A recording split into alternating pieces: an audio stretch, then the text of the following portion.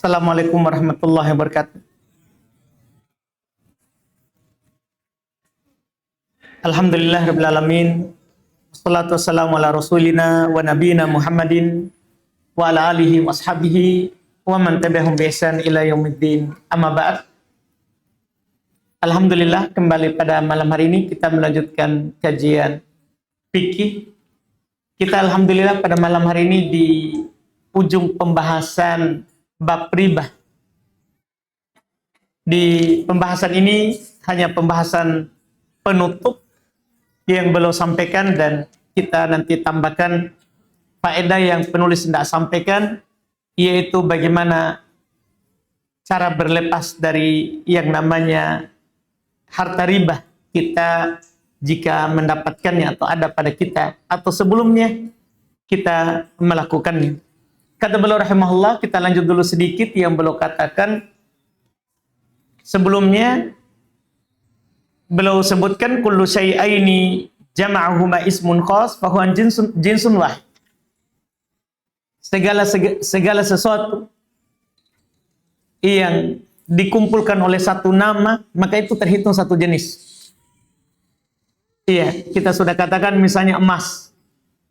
Semua namanya emas. Emas apapun itu, berapapun karatnya, itu terhitung satu. Sehingga tidak boleh beli beda harga karena beda tukar karena karatnya. Iya, keluar dari riba, iya, kasih sama karatnya. Supaya tidak beda, atau jual dulu. Baru beli dengan uang. Baru beli dengan uang. Ini harus kita hati-hati. Illa ayyakuna min aslaini mukhtalifain. Beliau katakan kecuali itu dari dua asal yang berbeda. Kecuali beda asalnya. Iya, maka tidak mengapa lebih timbangannya. Iya. Kalau asalnya berbeda. Tapi kalau asalnya sama, cuman beda saja jenis produksinya misalnya, bentuknya, ini tidak boleh berbeda. Kalau dari asal yang berbeda boleh berbeda. Karena kaidahnya kata beliau fa inna furu'al ajnasi ajnasun. Karena cabang dari sebuah jenis masuk dalam jenis itu. Ini teori dalam barang riba. Artinya emas dengan segala bentuknya, segala jenisnya masuk dalam satu nama, emas. Tidak boleh kita tukar emas dengan emas kecuali dua syarat. Tangan ke tangan, sama nilainya, sama timbangannya, gramnya. Kalau beda, riba fadl. Jalan keluarnya mudah. Jual dulu saja. Nggak usah dipaksakan tukar emas dengan emas. Iya, supaya tidak masuk riba.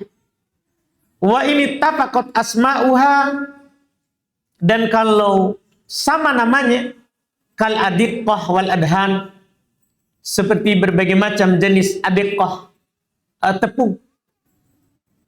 Iya. Wal adhan, belum masukkan juga minyak ya, cuman ini yang bermasalah. Kalau tepung, masukkan di gandum.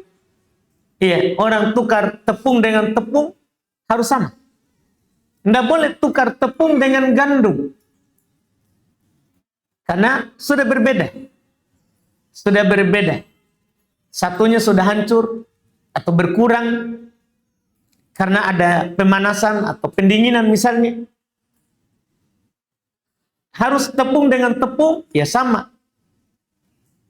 Harga sama takarannya. Kalau kita takar satu sok dengan satu sok, kalau kita timbang, sama timbangannya.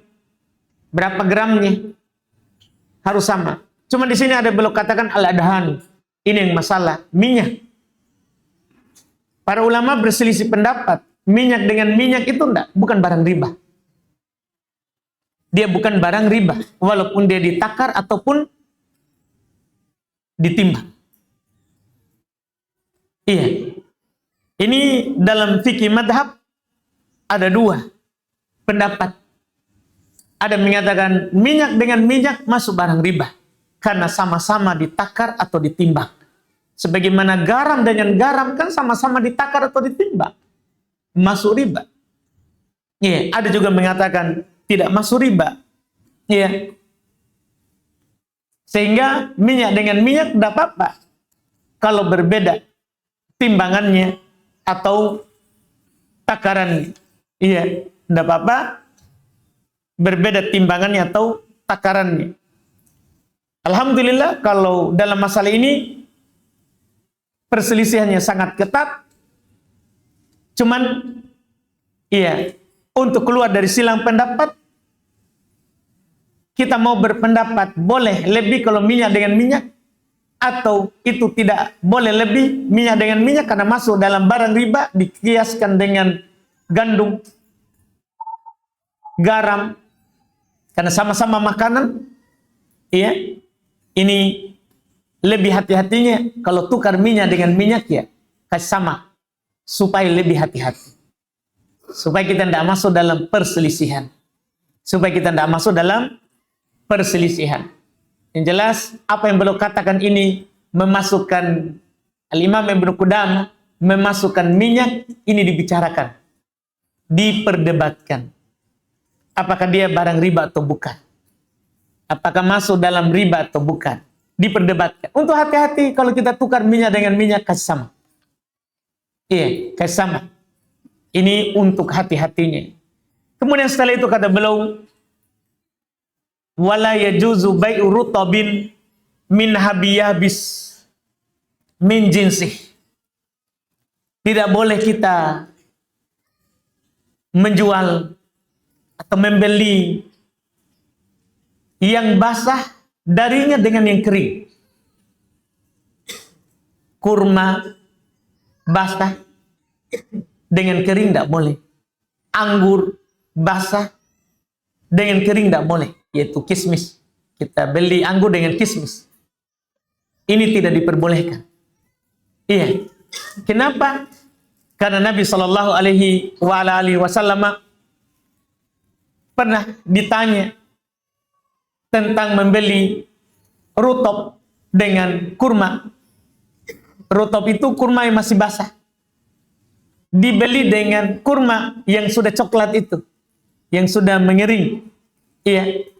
Pernah ditanya, maka Nabi bertanya balik. Jadi masalah pertanian. Karena di awal Islam, awal hijrah. Kan Nabi tidak tahu kurma, masalah pertanian. Di Makkah bukan pertanian, di Madinah lah pertanian itu ada. Di awal hijrah beliau cuma bertanya kepada sahabat, kenapa kalian kawinkan itu kurma? Mereka kira, oh tidak perlu dikawinkan, kan Nabi bertanya itu. Iya, ternyata setelah dikawinkan, setelah itu mereka tidak kawinkan, gagal panen, tidak ada yang jadi. Nabi bertanya setelahnya, iya, kenapa gagal panen? Kami tidak kawinkan, kan engkau bilang, kenapa dikawinkan? Iya, maka dari situlah Nabi SAW katakan, kalian lebih tahu tentang perkara dunia kalian. Kalau masalah agama, diatur. Ini ada masalah kita. Dulu kan jarang orang itu beli, tidak ada uang seperti kita sekarang, uang kertas, iya, atau uang yang seperti yang sekarang yang selain emas atau perak.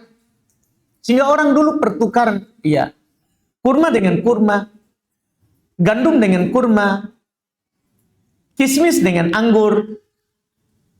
Jadi Nabi pernah ditanya tentang ini. Apa hukumnya membeli rutop dengan kurma? Yaitu kurma lama dengan yang baru. Maka Nabi bertanya kembali. Ayang kusu idayabis. Apakah itu yang basah akan berkurang timbangannya jika kering nanti? Kata para sahabat, naam, iya. Masih ada susuk. Berkurang timbangannya. Berkurang takarannya. Kalau nanti dia mengering, maka Nabi SAW melarangnya. Ilahnya karena beda akan beda.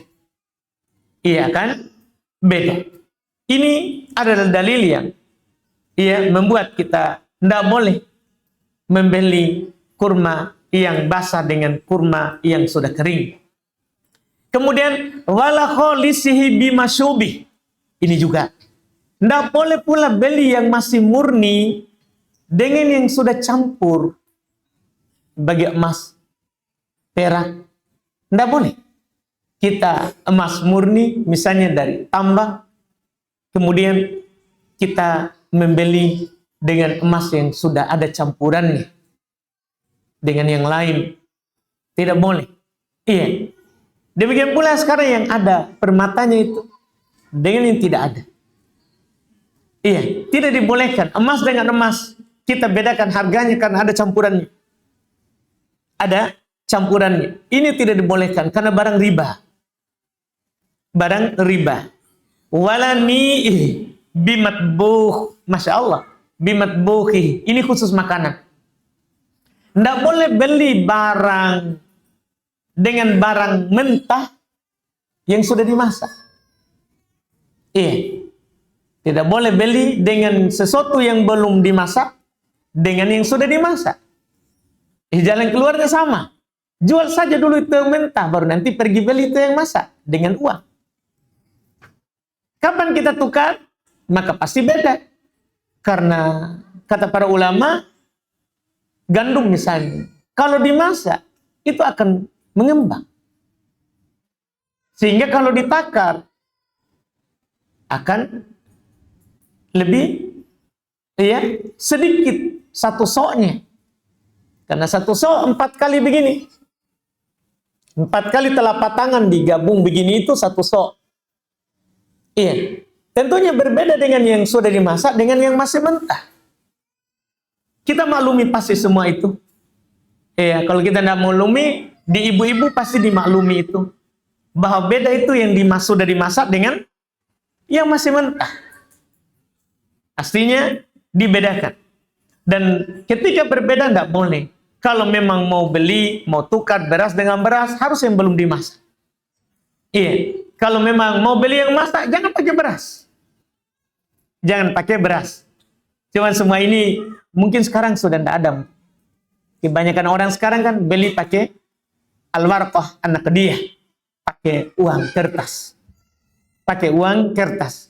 Sudah nggak tahu kalau masih ada daerah. Ya mungkin waktu kecil dan lala ada. Iya, pergi beli kue pakai beras. Iya dan lala. Nggak dapat maki. Nggak dapat. Iya, alhamdulillah. Berarti kita sudah tidak ada masalah dengan ini. Karena kita sudah tidak ada lagi tukar beras dengan beras. Beras dengan makanan. Sudah tidak ada masalah ini berarti. Iya, tidak ada masalah. Yang masih ada sekarang berarti emas saja. Emas saja. Iya. Ini yang belum sebutkan. Wa qad nahan nabiyyu anil muzabanah. Maka beliau berkata, sungguh Nabi telah melarang dari yang namanya jual beli muzabanah. Apa itu jual beli muzabanah? Wa huwa ishtira'ut tamar bit tamar fi ru'usin nakhl. Yaitu membeli kurma dengan kurma, tapi satu kurma sudah di bawah tanah, satu kurmanya masih di pohon. Ada orang punya kurma di pohon. Saya mau beli itu kurmamu nanti kalau turun jadi kurma. Dengan kurmaku ini yang sudah ada di bawah. Tidak dibolehkan. Ini namanya bai'ul muzabanah. Nabi melarangnya. Dalam hadits Ibnu Umar. Kata beliau naha anil muzabanah. Nabi melarang dari jual beli muzabanah. Kurma dengan kurma. Cuma satu kurmanya masih di pohon. Enggak. Tunggu turun. Tunggu kering. Kecuali kita mau makan rutok. Kita mau makan rutok. Kita sekarang tidak ada uang kertas tak. Kita cuma punya kurma. Dan kita mau makan rutok. Itu kurma yang masih di pohon itu yang baru kuning sedikit. Itu disebut rutok. Atau sudah kuning semuanya, coklat sedikit. Itu disebut rutok. Itu dibolehkan. Itu disebut dengan bai'ul aroyah. Ada ketentuannya. Tapi kalau kurma dengan kurma, harus sama takarannya, sama timbangannya kalau ditimbang, sama takarannya kalau ditakar. Kecuali dikecualikan, kita mau makan kurma rutop dan kita tidak punya uang, tidak ada alat untuk membeli kecuali dengan kurma kita yang sudah kering. Boleh ini? Boleh ini? Kata beliau, wa arqasa fi bai'il arayah. Nabi SAW membolehkan bai'ul arayah, membeli kurma yang dalam bentuk rutop dengan kurma yang sudah kering. Boleh dengan syarat, kata beliau, fima duna khamsati ausuk. Jika kurang dari 5 ausuk, itu syarat pertama. Ini 5 ausuk bahasa dulu, Pak. 1 ausuk itu 60 sok. 1 ausuk itu 60 sok. Jadi kan 1 sok ini 4 kali ini. Dulu kan orang takarnya pakai tangan. Pakai tangan. Mungkin sampai sekarang juga masih ada orang pakai tangan. Dulu pakai tangan. Ambil 2 kali ini digabung, 1 ini namanya 1 mut. Digabung ini jadinya 4 kali ini 1 sok. 1 sok. 5 ausuk sekarang. 1 ausuk, 1 wasak. Itu 60 sok. 60 sok. Bingung kita? Ini pusing 60 sok. Sekarang kita timbang saja. Karena rata-rata sekarang timbang, bukan ditakar. 1 sok ini, Pak. 1 sok tadi itu 4 kali telapak tangan ini digabung tadi. Itu 1 sok. Kalau ditimbang, berdasarkan penelitian terhadap takaran timbangan soknya Nabi, yaitu di tangan orang yang tidak besar telapak tangannya dan juga tidak kecil, 1 sok itu, hitungan Syekh Ibnu Utsaimin setelah beliau teliti, 2,5. 2,5 kilo. Kalau Syekh Utsaimin kali lagi, kita kali ini tadi 1 wasak 60 sok kali 5 dulu. Kan 5 sok, belum bilang 5 wasak. 60 sok kali 5 berarti 300 sok. 300 sok itu dikalikan 2,5. Berapa itu? 7,5. 750 kilogram. Nggak boleh lebih dari itu. Harus di bawah itu kalau kita mau beli. Boleh beli kurma dengan rutop. Nggak apa-apa. Kita pakai kurma, dia kasih rutopnya. Dengan syarat di bawah 5 ausuk. Di bawah 5 ausuk. Sudah kita sebutkan tadi 5 ausuk. Di bawah itu. Terus antuba'a bi khorsiha. Ketat sekali ini. Masalahnya barang riba. Barang riba. Dijual itu, kita beli rutop dengan kurma tadi, dengan syarat ada khorsnya. Ada ahli taksirnya, Pak. Harus ada ahli. Karena barang riba, ketat syaratnya. Harus ada ahli taksirnya. Siapa itu ahli taksir? Orang yang sudah ahli dalam bidang itu. Dia tahu, ini kurma, kalau turun, dan kalau dikeringkan, sekian jadinya. Artinya kalau bukan jadi ahli, dia mesti beli. Rutop dengan kurma. Pakai mesti uang tak? Uang rupiah jalan keluar. Ini syarat kedua. Syarat pertama di bawah 5 ausuk. Syarat kedua harus ada ahli taksirnya. Syarat ketiga, ya'kuluha ahluha rutoban. Harus dimakan saat rutop. Nah, maka itu 750 kilo, Pak. Ini syarat ketat sekali. Kenapa? Karena syariat kita itu menutup yang namanya bab riba. Seorang tidak boleh bermudahan. Dibolehkan sekalipun ini dirutop dengan syarat kurang dari 5 ausuk. Syarat kedua, di samping itu harus ada ahli taksirnya. Syarat ketiga, langsung makan saat rutop. Jadi kita belikan sekampung ini. Harus kita makan itu saat menjadi rutop. Tidak boleh dibiarkan beli rutop kemudian dibiarkan sampai kuning jadi kurma. Tidak boleh. Ini syaratnya. Sekali lagi, kenapa syaratnya sampai ketat seperti ini? Karena ini barang riba, seorang harus berhati-hati darinya. Iya, harus berhati-hati darinya. Dan kita di masa sekarang ini, alhamdulillah, dimudahkan sekali. Karena kita tidak perlu lagi tukar kurma dengan kurma, kurma dengan rutop. Kita sekarang rata-rata ya, menggunakan al-umlah, mata uang. Ya, dan kebanyakan negeri sekarang mata uangnya bukan lagi emas, bukan lagi perak.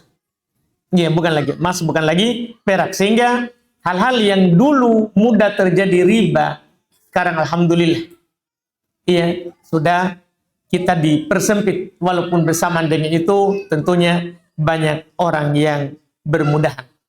Pembahasan yang belum tak singgung adalah ya, yang kami juga mau sampaikan di sini, kaifiyati at-takhallus min amwal ar-ribawiyah. Setelah kita selesai pembahasan riba dan kita sudah tahu hukum riba, dalil-dalilnya kita sudah paham, kita di 3 kali pertemuan ini, maka bagaimana cara kita terlepas dari harta riba? Ini tentunya karena kita dalam muamalah di belakangan ini tentunya tidak lepas dari yang namanya bank. Iya, yang namanya bank, apakah pinjam uang atau simpan uang? Pinjam uang atau simpan uang. Gimana cara kita berlepas jika itu sudah terjadi? Pertama, di pembahasan orang yang sudah jatuh dalam riba, jika dia bertobat darinya, tentunya tidak ada celaan.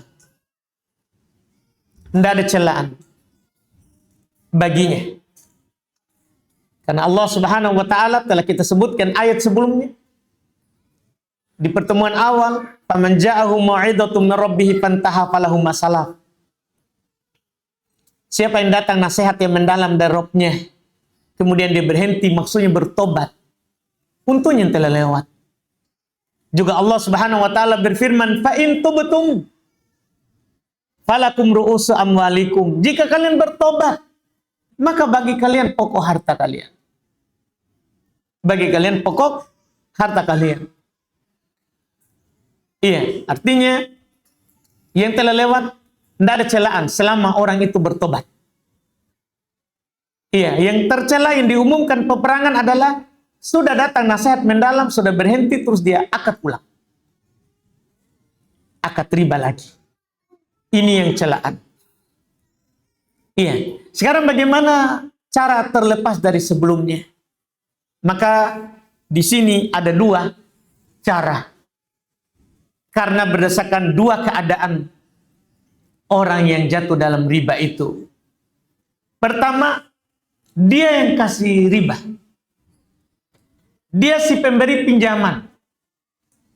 Ia melakukan akad riba sebelumnya. Kamu pinjam, kamu kembalikan sekian lebih. Berarti ini kan orang pertama. Yang seperti ini, cara terlepasnya adalah dia hanya ambil modal pokok. Ribanya dia gugurkan. Selesai masalah kalau itu. Bertobat dan hanya ambil pokok hartanya, ribanya dia hanguskan, dia gugurkan ke orang yang meminjam. Ini dia lakukan. Ini riba segala riba, riba fadl, riba nasiah, ataupun riba qard. Riba qard maksudnya gade menggade. Sebelumnya kita gade sawah misalnya. Ada orang di kampung gade sawah kepada kita kasih pinjam 10 juta, dia gadekan sawahnya. Setelah datang kebaikan, datang nasihat dari Allah Subhanahu wa Ta'ala, ternyata kita manfaatkan sawahnya orang, itu riba qard namanya. Maka tinggal kita ambil modal asal tak sekian, adapun sisanya yang akan datang kita kasih ke pemilik, kita biarkan sawahnya, dia yang mengelolanya supaya dia bisa bayar utangnya. Bukan lagi kita kelola. Terus apa yang kita pegang? Suratnya. Kan kita jaminan itu bukan sawah. Jaminan itu surat sawah. Surat sawahnya kita pegang. kita pegang. Ada pun sawahnya, biarkan sekarang dikelola oleh si pemilik, yang meminjam. Cara terlepas. Kedua, kadang itu ada bentuknya bukan kita yang memberikan pinjaman. Iya. Ini model kedua. Iya. Kita di sini yang memegang harta itu, kita yang punya, cuman ada ribanya. Ini kebanyakan orang misalnya yang simpan uangnya di bank. Iya. Simpan uangnya di bank konvensional atau bank syariah. Iya, modelnya bagi hasil. Akannya bagi hasil. Tetap riba, Pak. Iya. Tetap dihitung riba. Karena iya, jenis usahanya apa dulu itu yang perlu dikaji. Kalau di bank syariah kan. Tapi kalau di bank konvensional kan jelas. Kita simpan uang maka ada bunganya. Ini kan tidak terkait dengan haknya orang, terkait dengan punya kita, kemudian ada ribanya. Ada ribanya. Kalau ini cara berlepas darinya adalah kita tidak kembalikan ke pelakunya. Kita tidak kasih bank. Itu harus kita perhatikan baik-baik. Sebagian orang kalau ada ribanya, biar dimakan oleh bank, uang setan dimakan jin. Tidak apa. Tidak boleh kita kembalikan ke orangnya. Karena ini punya harta tak muncul di belakangnya ribanya. Tidak boleh kita di situ merasa, ya biar saja, tidak boleh. Iya, atau biar saja kan baku potong di sama administrasi saya. Tidak boleh. Itu namanya kita pakai. Jadi pertama tidak boleh kita kembalikan ke orangnya, yaitu lembaga itu. Apa yang harus kita lakukan? Yang harus kita lakukan kita ambil. Terus kita tidak boleh memakannya. Karena itu masuk dalam kasbun khabith, usaha yang tidak bagus. Caranya apa? Kita bertabarru', kita bagi. Kita kasih kedua golongan. Golongan pertama, sebagian ulama mengatakan diberikan kepada fakir miskin. Itu, jangan kita makan, kasih ke fakir miskin. Karena haram untuk kita, halal untuk orang miskin. Itu pertama. Kedua, bisa ke masyari' la alaqata laha bil akli wasyurbi. Boleh kita kasih ke fasilitas umum yang tidak ada hubungannya dengan makan dan minum. Kita bangun jalan, bangun aliran saluran air, WC umum, tanam pohon, boleh. Ini cara berlepas darinya. Cara berlepas darinya. Jelas harus kita ambil. Harus kita ambil. Iya. Dan ini adalah dua jalan keluar berdasarkan dua keadaan tadi.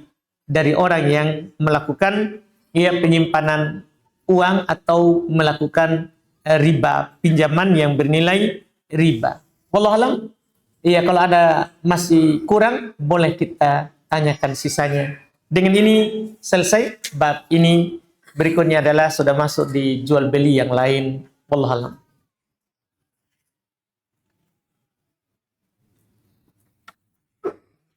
Ini ada pertanyaan kertas.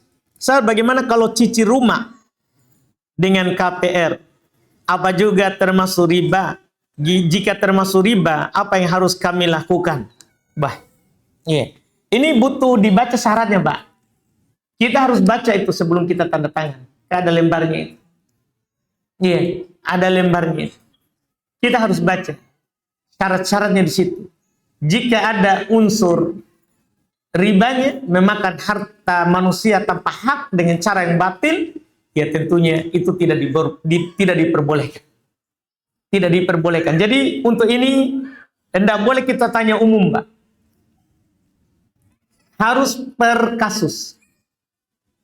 Harus per kasus. Iya. Kita nanti dolim kalau tanya umum baru jawab umum. Iya. Marah semua orang nanti. Iya. Kalau kita jawab secara ini. Jadi per kasus tak. Ini Ustaz, ada akadnya. Begini. Iya. Baru kita munculkan hukumnya.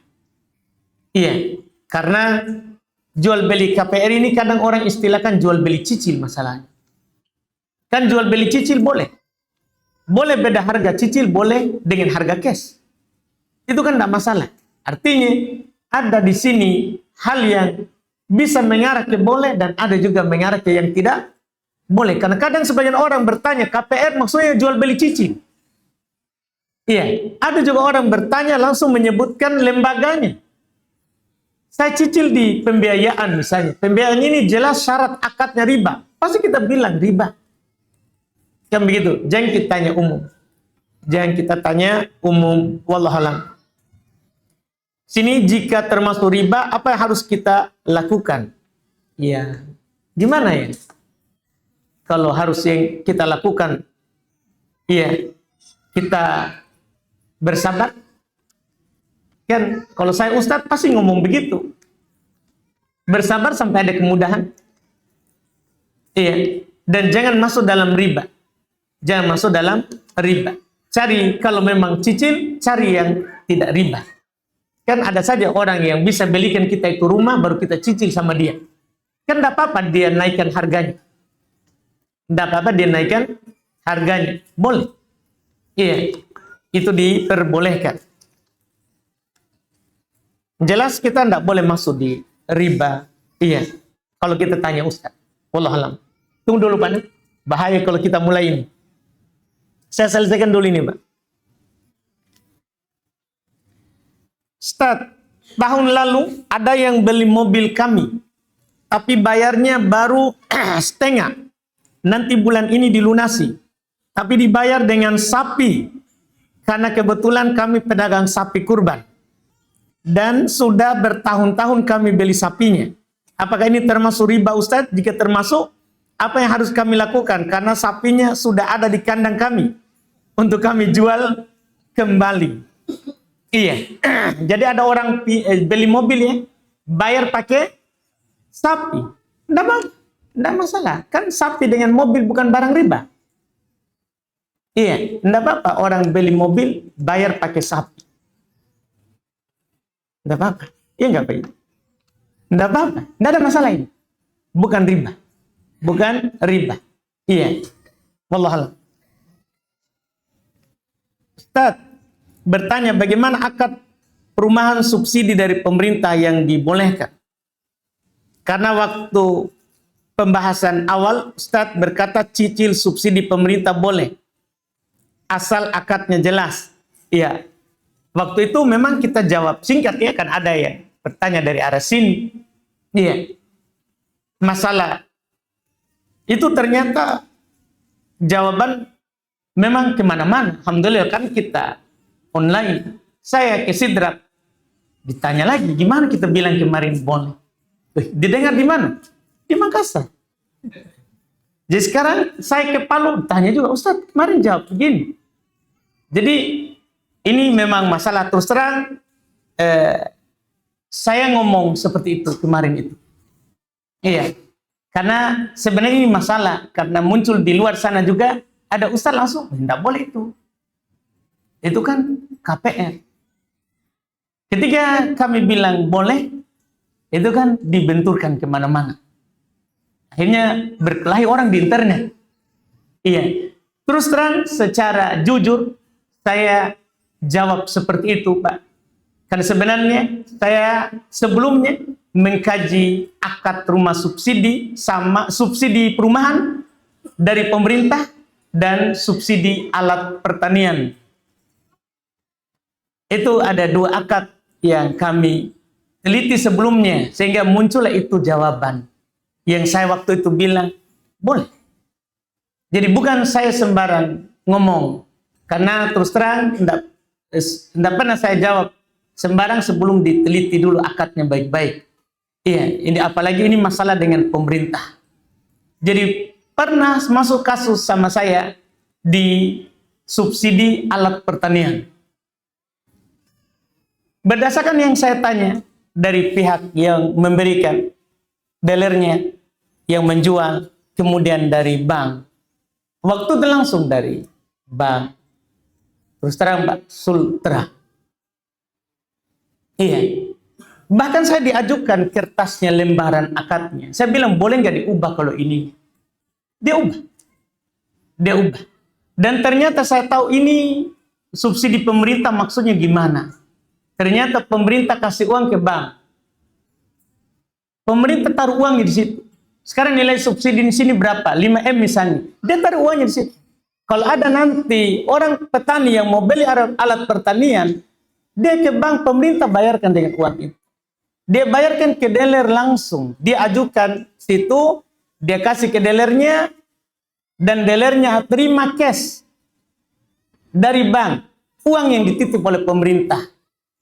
Uang yang dititip oleh pemerintah. Sehingga ia mendapatkan harga yang murah. Pemerintah pertama pakai bank pemerintah, dia tekan bunganya, dia tekan harga jualnya harus sekian, dari situ semuanya. Dan pemerintah menggunakan bank karena daripada membuat lagi lembaga ketiga, dan mereka sudah punya itu yang dipakai. Jadi dia simpan, memang murni dia bayar dulu. Dari akad itulah saya bilang boleh. Itu juga akad yang kami baca di rumah subsidi. Sama. Pemerintah kasih masuk uang, kan itu program pemerintah. Kalau ada masyarakat yang mau beli, nanti dia beli ke developernya, dan developer dibayar oleh pemerintah. Ini namanya bantuan non-tunai, Pak. Kami juga sudah baca undang-undang terbaru. Bantuan itu kan kepada kita ada tunai, ada non-tunai. Itulah rumah subsidi itu non-tunai. Subsidi pertanian non-tunai semuanya. Itu yang kita baca sehingga muncul itu. Cuma ada juga yang membantah, Pak. Itu kan jenis akadnya KPR, ada denda. Itu kan masalah urusan, berarti kita urusan pemerintah. Berarti kalau begitu model akad yang kita permasalahkan, tidak boleh dipakai PDAM. Tidak boleh dipakai PLN, Pak. Karena pasti ada akad dendanya. Dan dendanya pemerintah, mereka sudah tekan bank supaya tidak kasih bunga. Dendanya pemerintah itu, Pak, efek jerah. Karena orang itu kalau tidak dikasih begitu, dia akan lambat. Sampai mati anak keturunannya juga. Kalau tidak dikasih begitu. Tapi coba, PLN PDAM tidak bayar. Datang ke besok. Orang di rumah tak kasih surat. Mau ki malu-malu begitu. Padahal hanya sedikit dendanya. Makanya kita bilang, itu denda pemerintah efek jerah. Bukan dendanya orang sana yang memang mau menggandakan uang. Mohon maaf, ini memang ya masalah yang saya jawab singkat waktu itu, jadi perkelahian sedikit. Tapi yang jelas saya jawab di atas ilmu yang kami kaji. Jadi kalau ada yang mengatakan tidak boleh, ya itu adalah pendapat. Itu adalah pendapat. Kan saya ini bukan kodibah, bukan hakim di pengadilan yang harus kita ikuti pendapatnya. Enggak, saya ini cuma ustaz. Kalau kita ikuti, alhamdulillah. Kalau tidak ada masalah. Tidak ada masalah. Jadi tidak perlu dipertentangkan, tabrakan kemana-mana. Jelas kami jawab sekali lagi karena sudah dibaca akad. Wallah. Silakan, Pak. Sudah, Pak.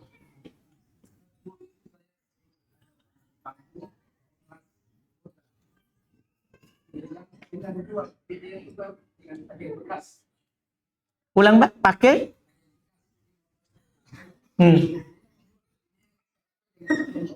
Dia bawa beras dari kampung. Mau tukar dengan? Enggak, kan beda jenis, Pak. Iya, satu pakaian, satu beras. Iya, enggak apa-apa. Bahkan beda jenis, Pak. Silakan. Iya, silakan. Beda jenis, yang salah itu, yang perlu kita tanya itu kalau beras dengan beras. Itu, Pak. Kalau beras dengan pakaian, silakan lakukan transaksi. Karena kan beda jenis, satu dimakan, satu dipakai. Satu ditakar, ditimbang, satunya kan tidak ditakar, ditimbang, Pak. Sehingga tidak masalah. Lebih timbangannya, tidak masalah, Pak. Boleh. Bukan riba. Ada lagi? Silakan, Delala.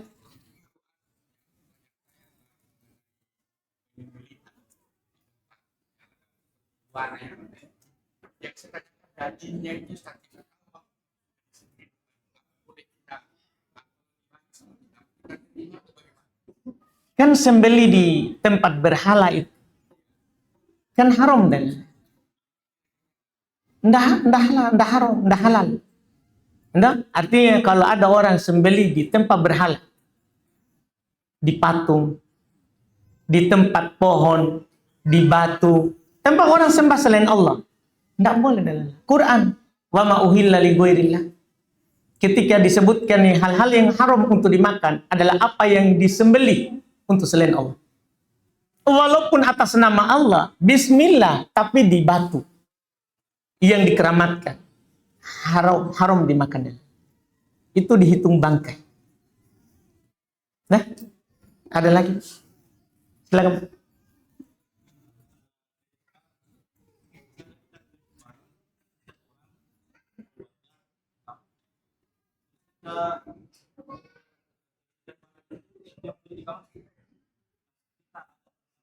Dia beli di kampung, terus kita sudah akad sama dia.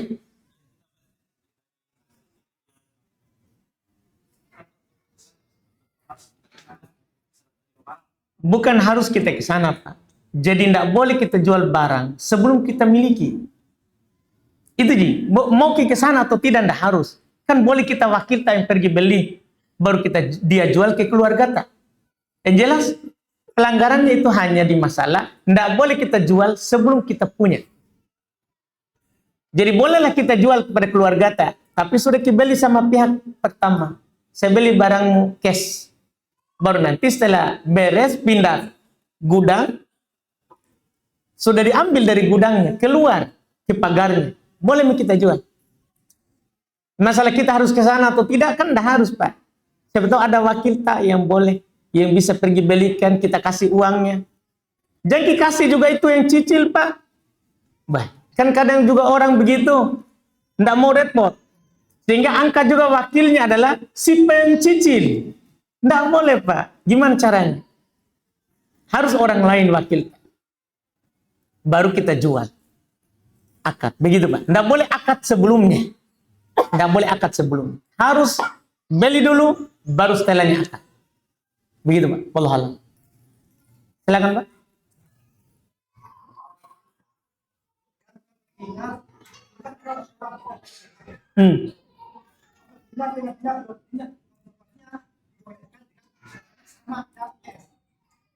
Dinar dengan dinar. Dua syarat. Sama dan tangan ke tangan. Dirham dengan dirham. Sama juga. Dua syarat. Tangan ke tangan. Sama. Iya.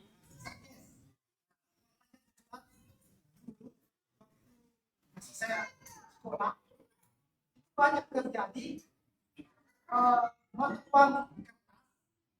1.000 tukar dengan uang logam 900 rupiah. Jadi yang satu kertas, yang satu logam. Tapi sama-sama rupiah. Riba, Pak. Enggak bisa, Pak. Itu tadi beda jenis. Itu beda jenis, Pak. Emas dengan perak. Beda. Bukan kertas dengan logam. Ini sama-sama rupiah, Pak. Tadi itu beda memang. Satu emas mahal, satu murah. Dia beda. Jangan kasih samarkan lagi itu. Iya, rupiah dengan rupiah sama. Sama nilainya, tangan ke tangan. Rupiah tak 2.000. Nah, mau tukar dengan 1.000. Oh, iya. Iya, 100 rupiah kita tukar 900 rupiah uang logam. Terus uang kertas 1.000 rupiah. Riba fadl. Begitu. Iya, rupiah dengan rupiah apa? Jangan pakai logam kertas. Iya. Begitu, Pak. Alhamdulillah. Katanya cukup, Pak. Alhamdulillah.